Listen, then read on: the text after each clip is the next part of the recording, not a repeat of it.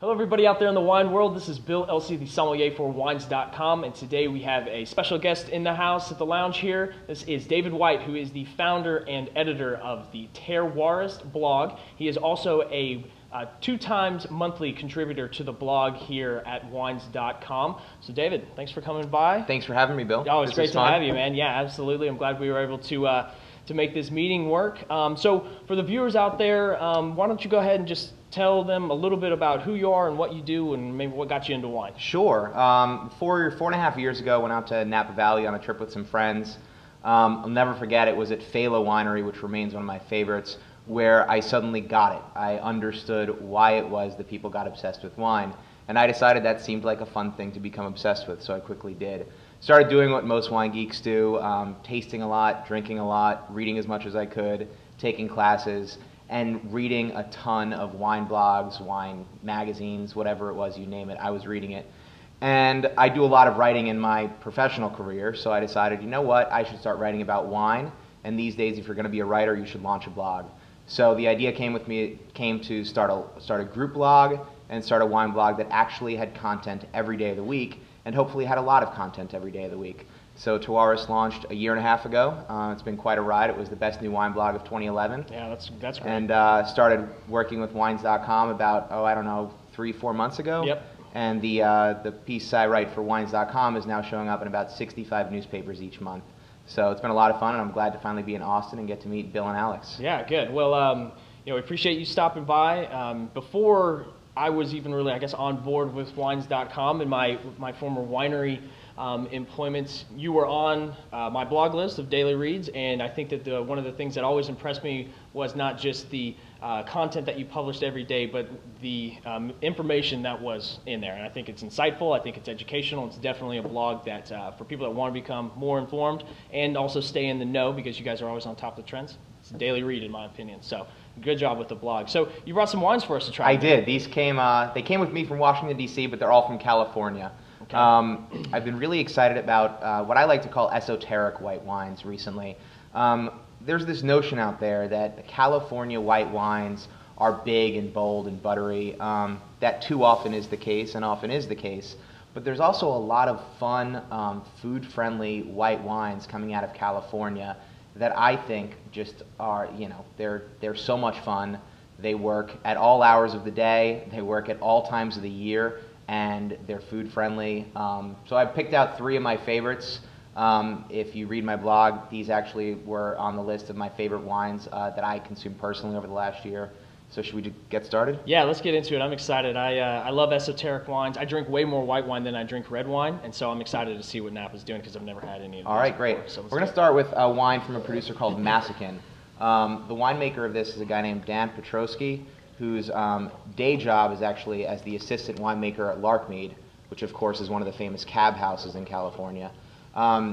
This is his side project, and it's inspired by northeastern Italy.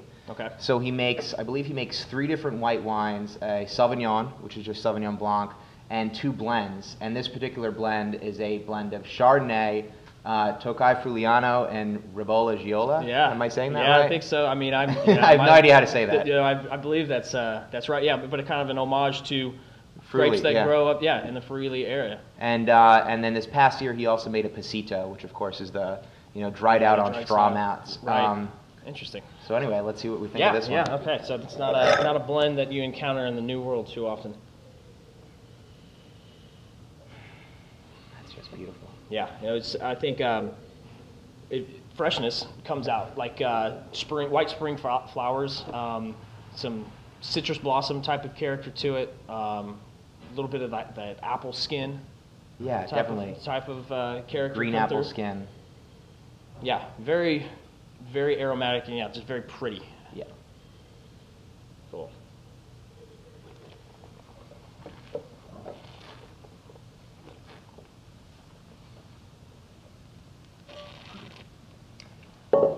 I love the acid in this wine. Yeah, what's the vintage on this one? This is 2010. 2010. Very fresh. And yeah, you get some of that skin-driven character, a little zestiness to it, that lemon zest and lime zest flavors, very fresh.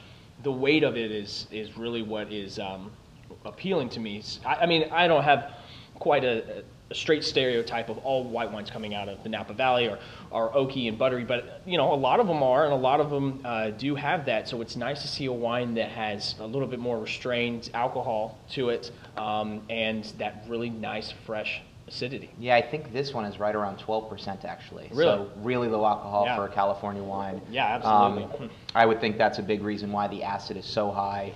And it almost seems like you mentioned lemon zest and lime zest. It almost seems for a brief moment like lemon juice and lime juice, like really fresh juice is in your mouth. Absolutely. That's the body you're getting with this wine. Yeah. I'm an acid fan in white wines, and especially getting through the summer and drinking wines that I want refreshing, and I want that I go back to them with each sip, and it's just each time is refreshing. This wine really fits into that category, and it's not something that I have ever had from Napa before with that blend. That's a cool wine. Really fun. Yeah, absolutely. Some shellfish, oysters. So of all the wines I brought today, this one is probably, unfortunately, the hardest to get a hold of.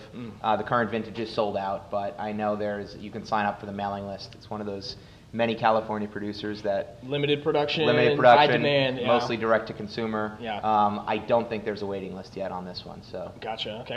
And do you happen to know off the top of your head retail pricing on that? I believe this one is $30 a bottle. $30. Nice. Yeah, that's They're a right fair around price there. point, and nice, light, elegant wine. And the other thing about this wine, actually all three of these, is it's a great wine to do blind with people.